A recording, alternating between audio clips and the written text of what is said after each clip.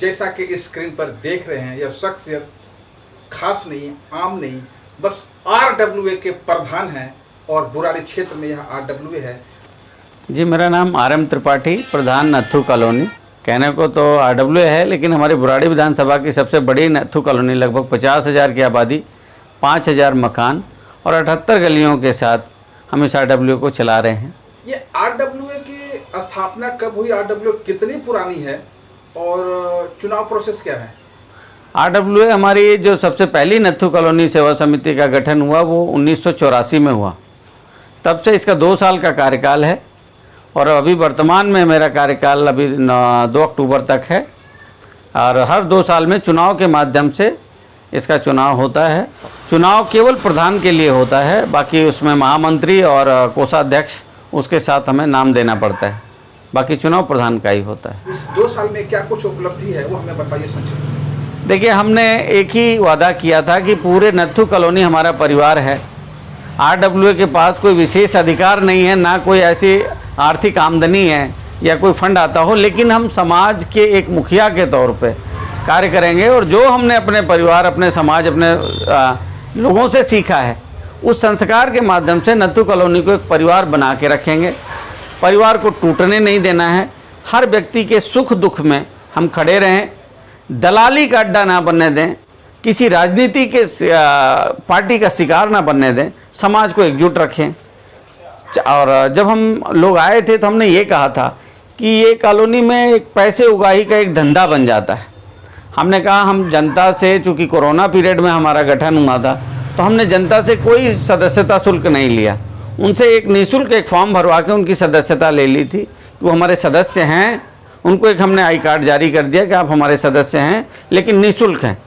हमारे जो पदाधिकारी हैं, इसमें हमने ये प्रयास किया कि हमारे 5 ब्लॉक हैं, तो हर ब्लॉक से हमने एक महिला उप प्रधान और एक पुरुष उप प्रधान का गठन किया और हर गली से एक गली प्रभारी, गली प्रधान की नियुक्ति करी कि समस्याओं को हम त्वरित समाधान करें और लोगों को प्रधान के पास ना आना पड़े, उनका समाधान उनके पास ही हो।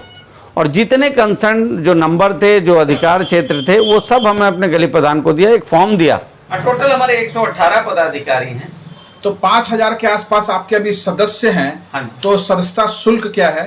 सदस्यता शुल्क हमने 0 किया, मैंने कहा ना, कोई सदस्यता शुल्क नहीं लिया था हमने, निःशुल्क केवल उनसे फॉर्म भरवाया और निःशुल्क सदस्यता दिए हम। ये तो 8, 10, 5 जो काम आप कर पाए हैं बताइए। जी, सबसे पहले तो हमने ये प्रयास किया कि हमारी नत्थू कॉलोनी 2 वार्डों में दुर्भाग्यवश विभाजित थी, जिससे हमें बहुत परेशानी होती थी। हम एक बार बुराड़ी से संपर्क करते, निगम पार्षद, फिर कादीपुर वाले से संपर्क करते, इसकी वजह से समस्याएं बहुत सारी आती थी। तो पूरा प्रयास करके डिलिमिटेशन में हमने अपनी नत्थू कॉलोनी को 1 वार्ड में कराया।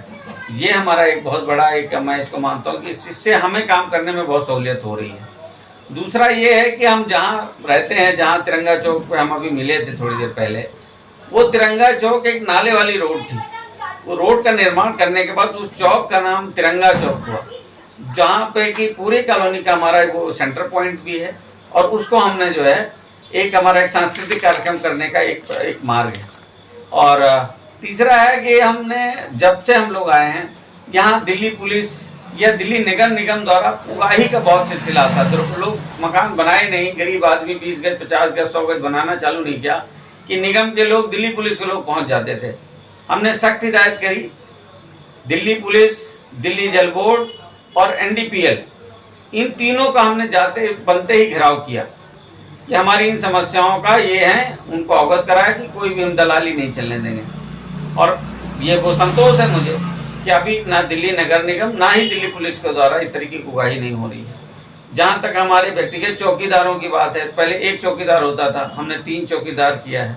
1 बीट ऑफिसर होता था, आज की डेट में 4 बीट ऑफिसर हैं और नियमित गश्त करते हैं। नशाखोरी पे भी हमने बहुत हद तक कंट्रोल किया है। और NDPL को जहाँ तक लेके सवाल है, तो NDPL के माध्यम से हमने जो हमारी चूँकि गलियाँ ऊंची हुई थी, तो उसके माध्यम से हमारे बहुत सारे पोल नीचे हो गए थे, तो तारों का एक गुच्छा बन गया था, बहुत सारे हादसे भी हुए। तो इंसुलेटेड भी कई गलियों में इंसुलेटेड कराया, कई जगहों पे उसकी प्लास्टिक की रबड़िंग करवाई है, कई जगह पे ट्रांसफार्मर लगवाए, कई जगह पे खंभे लगवा के उसके वहाँ पे जो टेढ़ा बेढ़ा था उसको सीधा किया। और बॉक्स लगा के जो तारों का जंजाल था उसको ख़त्म करवाया एनडीपीएल के माध्यम से।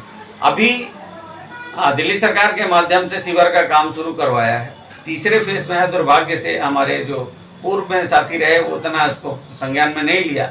हमारा सीवर का काम तीसरे फेज में है, लेकिन उसके लिए भी लड़ाई झगड़ा करके सरकार से मांग करके अभी जुलाई में 7 जुलाई से सीवर का काम भी प्रारंभ हो गया है। अपने क्षेत्र में एक रूप से आरडब्ल्यूए ने कुछ ऐसा काम किया है जो अपने फंड से किया है? जी जी बिल्कुल बिल्कुल। जैसे अभी हमने 7 पुलिया टूटी हुई थी जिसके लिए हमने सरकार से आवेदन किया, लेकिन सरकारों में दुर्भाग्य है कि सांसद कहते हैं कि हमारे फंड से नहीं हो सकता, निगम पार्षद कहते हैं अनऑथराइज्ड कॉलोनी है इसमें हम काम नहीं कर सकते, और फ्लड एंड इरिगेशन डिपार्टमेंट के जो जिम्मेदारी है जिनके पास वो कहते हैं हम नया काम तो कर सकते हैं लेकिन हम रेनोवेशन का काम और रिपेयर का काम हमारे पास नहीं है। तो अभी 7 पुलिया हम लोगों ने अपने फंड से बनवाई है। अभी हम लगभग 48 लाइटें हमने अपने पैसे से कॉलोनी में लगाई है, और लगभग जो निगम पार्षद के माध्यम से लगी हुई थी, क्योंकि निगम पार्षद चेंज हो गए तो लाइटों की रिपेयर भी एनडीपीएल नहीं करता, वो रिपेयर भी हम ही करवा रहे हैं। तो ये छोटे छोटे कार्य हैं, और बाकी जैसे गरीब कन्याओं की शादी है उसको उसमें हम सब मदद करते हैं। प्राथमिकता के तौर पे वो 3 कार्य जो अभी मौका मिले तो सबसे पहले आप करवाएंगे? सीवर का काम पूरा करवाएंगे, उसको चालू करवाएंगे। आईजीएल का गैस पाइपलाइन का काम तुरंत करवा के उसको चालू करवाएंगे, और सबसे बड़ा जो काम है वो है एनडीपीएल का। हमारे कॉलोनी में तारों का जंजाल है, 11,000 की हाई टेंशन लाइनें हैं, कई हादसे हो चुके हैं। इसके लिए हमने कई प्रदर्शन भी कर लिए हैं, कई काम हो भी गए, लेकिन अभी इसका मूल समाधान नहीं हो पाया है। तो हम चाहेंगे कि सबसे पहले एनडीपीएल के माध्यम से हमारा जो एसटी को हमने एलटी में कन्वर्ट करवाया, जिसका हो गया है काम, सैंक्शन हो गया है, लेकिन अभी वो काम ज़मीन पर पूरी तरीके से हुआ नहीं।